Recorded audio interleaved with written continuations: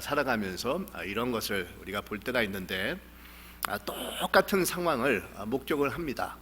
아주 똑같은 겁니다. 똑같은 것을 똑같은 시간대에 다 같이 보는데 이 사람들의 이 반응이 전혀 이렇게 다르다라는 것을 우리가 발견할 때가 있습니다.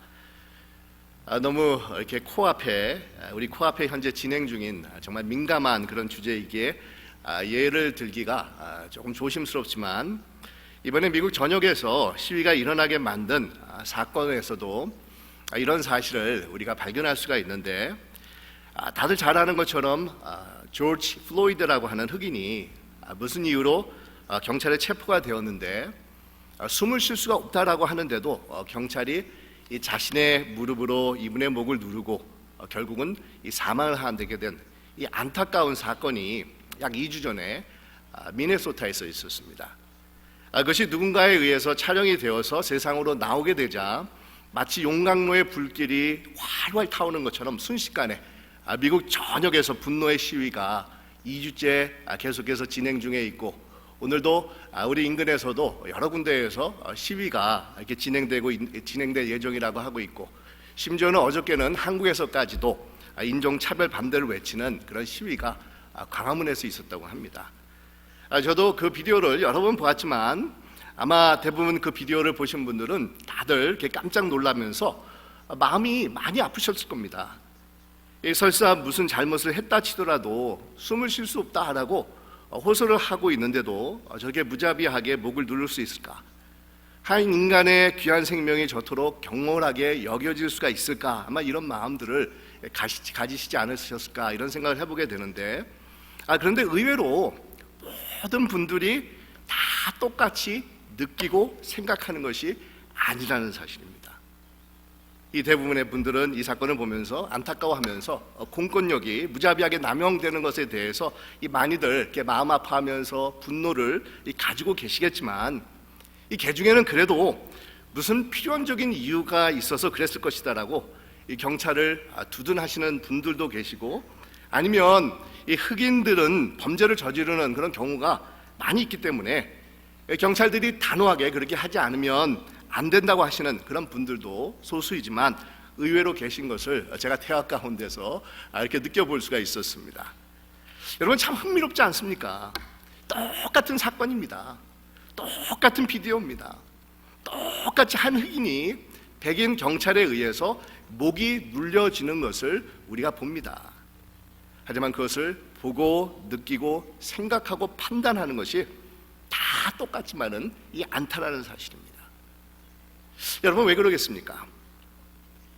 요즘 한참 정말 민감한 주제를 예를 들어서 조금 이렇게 죄송도 하지만, 제가 오늘 설교에서 말씀을 드리고 싶은 것은 이것이 누구의 말이 맞느냐, 누구의 말이 틀리느냐, 이것을 가지고 제가 여러분들에게 이해를 드는 것이 아니라 똑같은 것을 보고도 서로가 완전히 다른 반응이 나올 수 있다는 것을 여러분들에게 말씀을 드리려고 좀 민감한 그런 상황이지만 오늘 예를 들어서 이 말씀을 시작할 때 예로 여러분들에게 드리게 되었습니다. 근데 여러분, 오늘 우리가 읽은 이 본문에서도 이런 이슈가 나타나고 있는 것을 우리가 발견할 수가 있습니다. 오늘 말씀은 지난주에 이어서 사도 바울과 바나바가 바시디아 안디옥 지역에 가가지고 이제 유대인 회당에 가서 말씀을 전하게 되는데, 이 말씀을 전한 후에 사람들이 그 말씀을 듣고 반응하는 그런 내용이 오늘 본문에 기록이 되어 있습니다. 이 바울은 이 풍토병에 걸려서 무척이나 힘든 상황인데도 험준한 이 타우루스 산맥을 넘어가지고 이 바시디아 안디옥에 도착을 해서 병든 몸을 이끌고 하나님의 말씀을 유대인 회당에서 이 증거를 합니다. 이것이 사도행전에 나오는 이 바울의 첫 번째 설교가 됩니다. 여기서 바울은 이 구약의 역사를 언급하면서 이 복음을 증거하는데, 이스라엘 조상들을 택하시고 애굽에서 노예 생활에서 출애굽의 역사를 주도하시고 가나안 땅으로 인도하신 하나님께서는 다윗을 이스라엘의 왕으로 택하셔서 그의 후손에서 이 메시아를 세상에 보내주시겠다라는 약속의 말씀을 하셨다라는 것을 설교 가운데서 언급을 합니다. 그리고 그 메시아가 바로 예수 그리스도라고 말씀을 합니다. 그 예수 그리스도는 죽으신 지 3일 만에 부활하셔서 그를 통해서 율법이 할 수 없는 죄 용서함과 의롭다함을 얻을 수 있다라는 복음의 진리를 증거하는데, 많은 학자들은 로마서에 보면 우리가 하나님의 그 믿음을 가지고, 하나님께서 주신 믿음을 가지고 의롭게 되는 칭의의 그런 말씀을 생각하는데, 그 칭의에 대한 내용이 제일 처음 사도 바울을 통해서 나온 구절이 바로 13장이라고 말을 하고 있습니다. 그러니까 사도 바울은 믿음으로 의롭게 된다라는 그런 하나님의 진리를 오래전부터, 로마서를 쓰기 전부터 가지고 있었다는 겁니다. 근데 여러분, 똑같은 말씀을 똑같은 장소에서 들었음에도 이 사람들의 반응이 두 부류로 나눠지고 있습니다. 한 부류의 사람들은 말씀을 듣고 기뻐합니다. 뿐만 아니라 다음 주에도 또 다시 와서 우리에게 진리의 말씀을 전해 주십시오라고 간청을 합니다. 그리고는 실제로 다음 주 안식일에는 많은 사람들을 데리고 와서 이 말씀을 듣고자 합니다. 그런데 여러분, 모든 사람들이 다 똑같이 긍정적인 반응을 한 것이 아니었다는 겁니다. 똑같은 말씀을 들었는데도 오히려 어떤 사람들은 불만과 분노로 가득 차서 이 바울이 전한 말씀의 내용에 대해서 반박을 하고 비방을 서슴지 않고, 욕설을 서슴지 않고 퍼붓고 있습니다.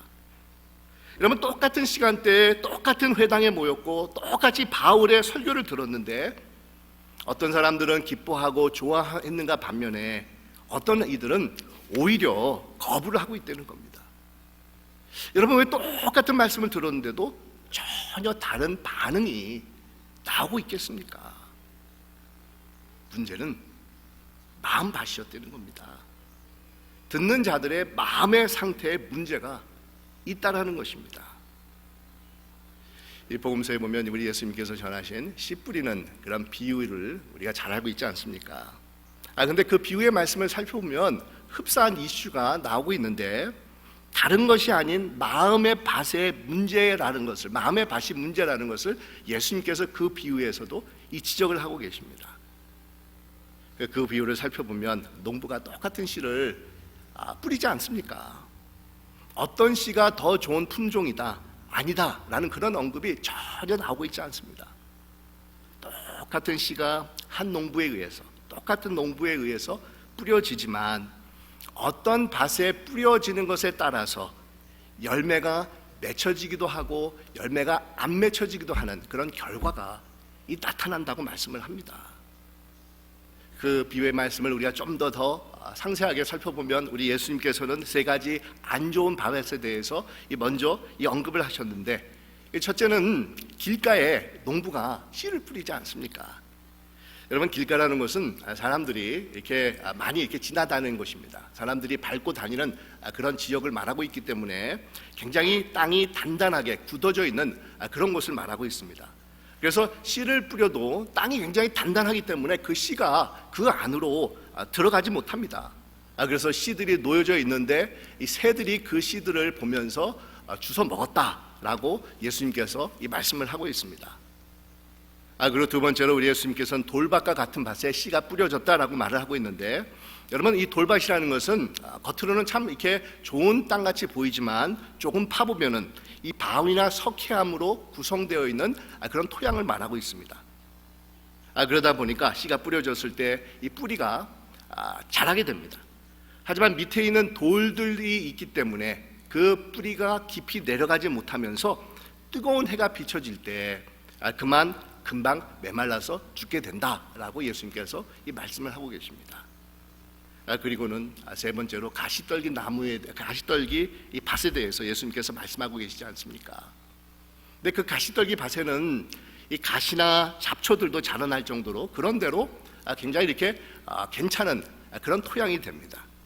씨를 뿌리면 어느 정도 잘 자라나게 되는데, 문제는 오래 가지 못한다는 사실입니다.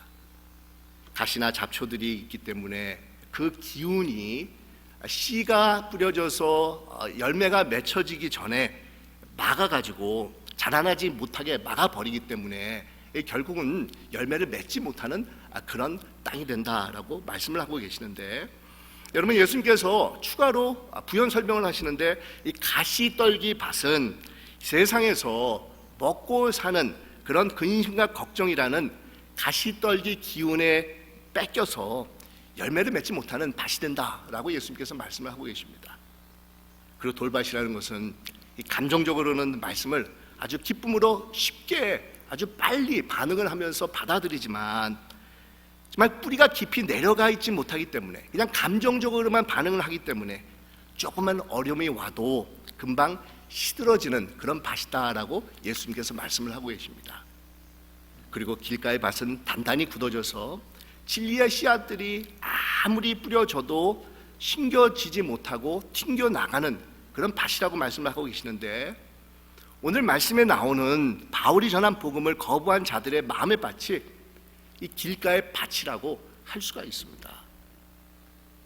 여러분, 여러분들의 마음밭은 너무도 완고하게 닫혀져 있기 때문에 어떤 진리의 씨앗이 조금 더 비집고 들어갈 수가 없을 정도였다는 겁니다. 왜 그렇겠습니까? 왜 이들의 마음이 이렇게 완고하게 단단하게 굳어져서 어떤 복음의 진리도 그 안으로 비집고 들어갈 수 없는 그런 상태가 되어 있었겠습니까? 오늘 우리가 읽은 본문에 보면 시기심이 자리를 잡고 있었다라고 말씀을 하고 있습니다. 이 시기심이 이들의 마음을 단단하고 완고하게 굳어버리게 만들고 있었다고 이 말씀을 하고 있습니다. 여러분, 이 시기심을 가지게 된 경위는 이들은 유대교를 너무도 아주 집착적으로 이게 신봉을 하고 있었기 때문인데, 이 바울이 전한 복음, 유대교의 율법을 통해서 얻어지는 하나님의 의가 아닌 오직 예수님을 믿을 때 주어지는 하나님의 의에 대한 말씀을 듣고 많은 사람들이 좋아하게 되자 이들 안에서 이 시기심이 발동을 하기 시작을 한 겁니다. 이 시기심이 분노와 불만으로 표출이 되면서 바울이 전한 복음의 진리를 반박하고 그냥 비방을 했다라고 얘기를 하고 있는데, 여러분, 이 비방이라는 단어는 굉장히 이렇게 아주 욕설을 막 퍼붓다는 단어입니다. 그러니까 막 욕설을 퍼부면서 또 기부인들을 선동을 해가지고 유력자들을, 그 지역의 유력자들을 선동을 해가지고 박해를 가하기까지 했다는 겁니다. 여러분, 이들이 가지고 있었던 이 시기심이 어디서 왔겠습니까? 이 시기심의 근본 뿌리는 유대교에 대한 맹목적인 집착과 이 편견입니다. 아주 종교적인 고정관념입니다. 유대교에서 전하는 율법이 하나님을 잘 섬기는 유일한 길이라는 아주 강한 신념이 너무도 확고하게 이들 마음 가운데 자리를 잡고 있자 어떤 진리도 비집고 들어가지 못하고 오히려 복음의 진리를 받아들이고 좋아하는 사람들을 보면서 이 시기심이 유대인들 안에서 나타나기 시작을 했다는 겁니다. 여러분, 그렇습니다. 바로 이 시기심, 이 시기심의 근본 뿌리는 고정관념에 있습니다. 선입관에 있습니다. 강한 자신들의 정말 신념에 기초를 두고 있었다는 겁니다. 그런데 여러분, 우리도 때로는 이런 경험을 가질 때가 있다는 겁니다.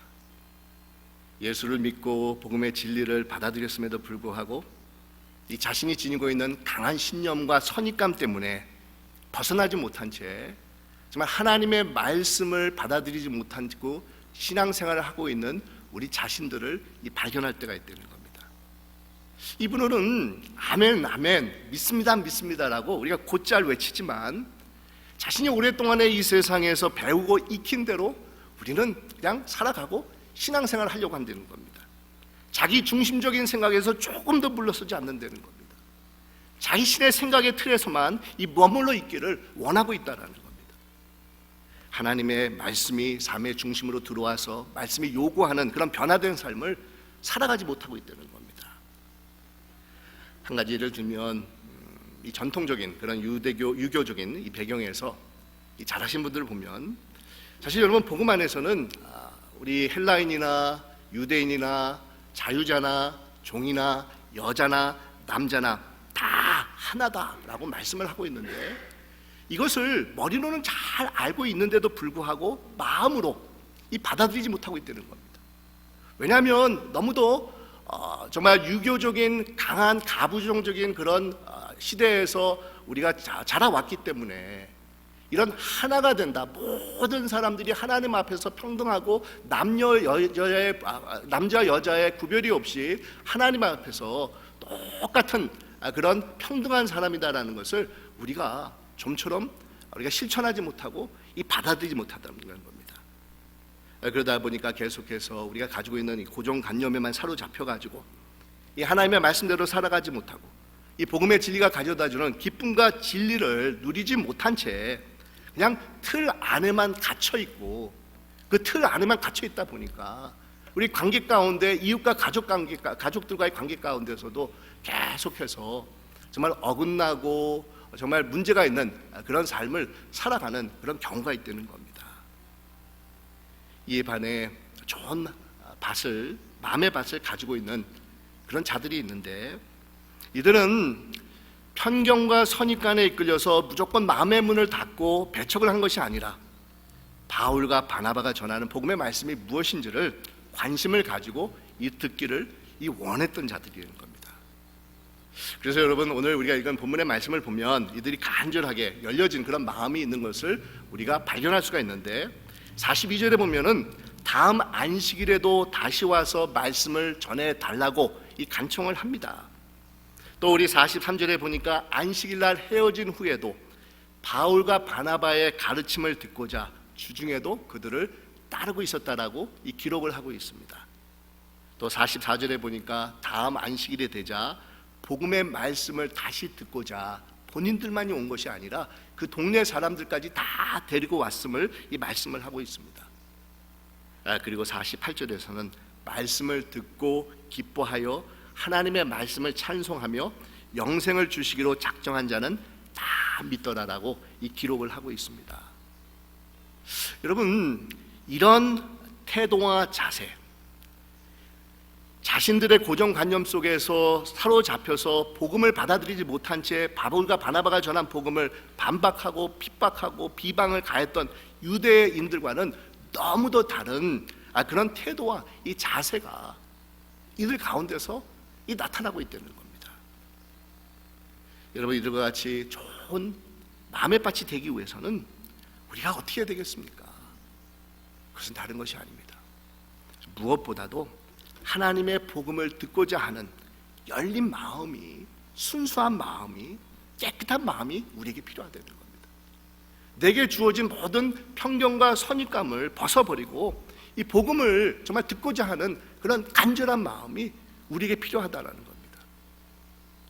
사실 이것을 세상적인 용어로도 우리가 표현을 해볼 수가 있는데, 아마 10여 년 전에 굉장히 참 유행했던 그런 표현 중에 한 가지가 이 패러다임 시프트라는 것이 있습니다. 그래서 많이들 이 패러다임 시프트가 필요하다, 뭐 패러다임 이런 얘기들을 한동안 굉장히 이렇게 많이 여러분들 들으셨을 텐데, 여러분, 이 패러다임 시프트라는 것은 생각의 틀에 이 변화가 필요하다는 겁니다. 지금까지 나를 이루고 있는 이 사고, 가치관, 신념, 바램, 이 모든 것에서 내가 새로운 단계로 도약하기 위해서는 마음의 문을 열고 새로운 것에 대해서 우리가 관심과 또 열린 마음을 가지고 들여다봐야 된다는 겁니다. 그러지 않고서는 이 패러다임 시프트가 생각의 틀이 변화되지 않고서는 우리가 새로운 것을 받아들이지 못하게 된다는 겁니다. 왜냐하면 우리 인간들이 이렇게 배우기 위해서는 자신이 지금까지 알고 있었던 그 생각의 틀에 의해서 또 다른 것을 배우기 때문이라는 겁니다.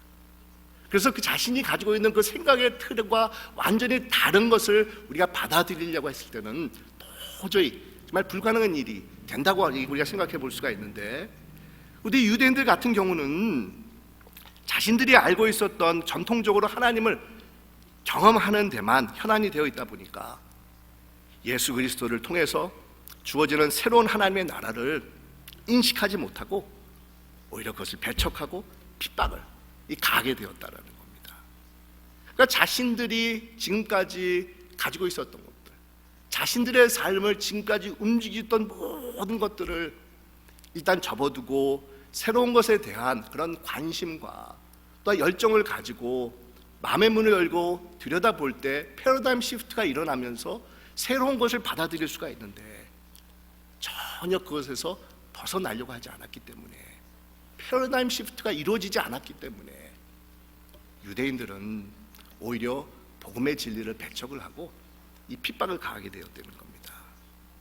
이 결국은 종교적인 편견과 선입관이 너무 강하게 그들 안에 자리를 잡고 있어서 예수 그리스도를 통해서 열리는 하나님의 놀라운 나라를 받아들이지 못하고 이 핍박을 가하게 되었다는 겁니다.